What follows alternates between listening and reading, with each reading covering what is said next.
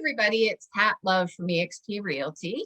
I'm here today with Daya Harris. Daya Harris has a business. It's called Open to Your True Self Transformational Healing.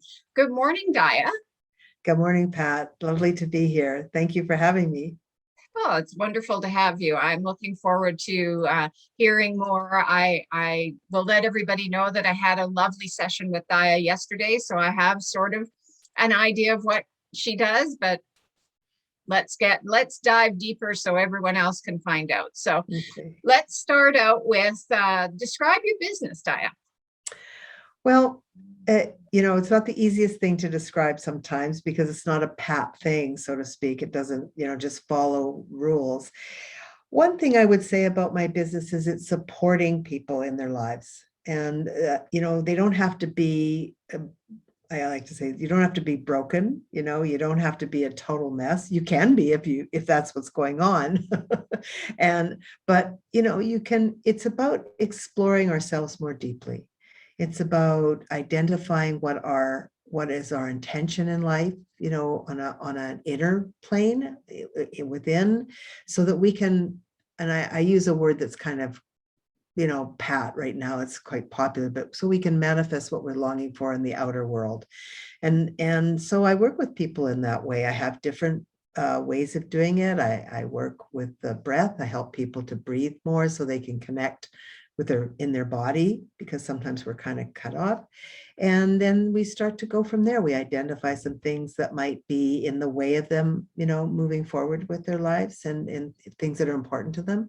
And we go from there. And I have different tools that I use, not physical tools, but practices. And yeah, and I love doing it. I love supporting people in finding a way to live their true selves, rather than what they think they're supposed to be, or what society's asking, or their culture, or whatever. Okay, so what made you decide to start this business? Well, I was thinking about that, and I didn't just sort of suddenly say, oh, I want to do this. So just a little bit of a background. Many years ago, some things changed in my life. I thought my life was going to go this way, and it did, but it didn't feel so great.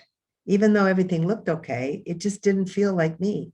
And that, I was young, and that was hard. That was a hard thing to realize. And so that part of my life, I kind of stepped away from that, and it was a big change for me. And I started to explore with some other people kind of supporting me. I started to explore who I was, and who I thought I was, and who maybe I really was, and the underpinnings of that. And along the way, I did different things. I call it personal growth, self-help, those kinds of terms. And I started to learn more and more about myself. And some things I liked, and some things I didn't. And I learned ways of working with the things I didn't to heal those old wounds. Because usually when we're doing things that aren't so lovely, it's because we've been hurt, or there's something to work with. And some things were really great, and some parts of them weren't. And over time, I learned that. And about 7 years ago, I was not really doing that actively, exploring those things actively. I'd done a lot, but, I noticed a pattern in my life, and I was in that pattern again, and I was on the downhill slide of it. And I was like, I don't want to keep doing this. And it just happened that something came into my life. Someone came into my life who said, I did this, you should check it out. And so I did. And it's actually what I checked out it's called The Way of the Heart. And it's I say an organization, but it's actually a way of living in the world, and practices and different things. There's lots of different aspects to it. And I met this person, I started working with her, and I did a class, and I learned to do some of the work myself. And it started to help me and support me in making the shifts I wanted to make, and to feel more in myself, and more present, and grounded, and more loving, many things. And so I started taking more courses and went deeper. And at a certain point, I said, this is really a beautiful offering. And so I would like to share this in the world. And so I decided to start my own practice. And I don't really call it my business. I know that's how it sounds in the business world, right? And I did name it because that's what I want to help people do, is to open to their true selves. Because I've been working on that and I'm still working on that. And that's how as kind of a long roundabout story, but that's how I got started in this work. And, it's taken a while and it's starting to blossom, and I'm really excited about that. Okay, on that note then, Daya, I'd like to ask if you have any advice for other entrepreneurs. Well, that's a interesting question to ask someone like me, because I'm not a business person. It's not that I couldn't, but it's not the focus of the actual business, all these new courses that are available and how to promote yourself and how to do this. That's not my interest. But what I would suggest to entrepreneurs is that they get support, in the entrepreneurial arena, because there's tons out there and some really good stuff, and do a little bit of self-exploration. And the reason I say that is because what's going on the inside is always reflected on the outer. We may not know it, but it is. And so if we're saying, God, I'm doing all this and I'm doing that and I'm doing this, and it's just not happening, and they said it would, I better try this and I better try. It's all on the outer, it's all on the outside. And my experience in my life is that when I go in and I see what's happening on the inside, and I work with that a little bit to address it, not to make it go away as if there's something wrong, but to really address it and feel it, because sometimes there's fear and sometimes there's worry, and, sometimes there's negative experiences that we've had. And when we can clear those things, however we choose to do it, it's one of the things that I can support people in, but there are other ways too. Once those things start to clear, we understand that, often we find that things move forward. It's like opening the gate, right? The gate's closed because there's stuff going on inside. And when we address it, the gate's open, and then all the things can start to move towards us and we can move towards them. So that's what I would say to entrepreneurs, these brave, courageous souls who are stepping out of being an employee and really taking some chances. It's incredible. Well, that's very good advice. And part of my group of questions often is any advice that you would give to a young person just starting out. And I think in your field, that's probably a very, very wise choice that they address some of this stuff when they're young, not like me.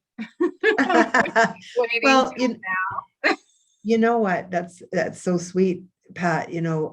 I really started to address the things when I was in my mid-20s, and I did not want to. And someone who had done some of that, who's the same age as me, someone I was close to, she said, I think you need to look at this relationship and how you deal with that. And it was a long time ago, and it was very different. The way of doing things like that was different than it is now. And many of the things I engaged in weren't as kind and loving and compassionate, so to speak, right, as they are now, and as that I know now. I wasn't as kind to myself, right? I was much more critical. And so I also do acting. So I'll just tell you a little anecdote. I also do acting. And when I started, I was in my early 60s. So I'm aging myself now. And I loved it. And I took a lot of classes, and everyone in the classes were young. And they were beautiful, every single one of them, the guys, the women. I was just like, oh, I love this. They're such beautiful beings. And then when they would do the emotional preparation, so much would come out about them not loving themselves, thinking they're this, I'm too this, I'm not thin enough, I'm not strong enough, I'm not tall enough, I'm not beautiful enough, I'm not smart enough. All these things they were holding inside that were really painful for them, And I loved this acting teacher because he really helped people, the young people and us, bring that out. People didn't like it so much. It was my favorite week when we did the emotional preparation. I was like, oh yes, yeah, let's go. But and they'd laugh at me, but then when they would do their work, I would be so touched. And it made, what really happened was that when they opened up and were vulnerable like that, there was so much more connection. Mhm, mhm, mhm. heart connection within the class and with each other. And then they were more able to manifest that in their performance, Oh, whatever they yeah. had to do. Mhm. So that's what I would say to young people. Don't wait, explore it. Find someone you feel safe with, who you really feel listens and respects you. And then, go for it. Look for those things. It's hard. It's scary sometimes. It can be challenging, but it's well worth it. Oh, Yeah. is there anything else you'd like to share? Um, not about me per se, but just to whoever's watching this and to really, really consider looking at things in your life to see if there's something you want to explore to move forward. I'm happy to just talk about it with you. You're not obligated for to book a session or whatnot. And, just encourage people to care for themselves, to be loving, be more loving and kind with themselves and patient. And don't be afraid to reach out for support because it's always there. Okay, great.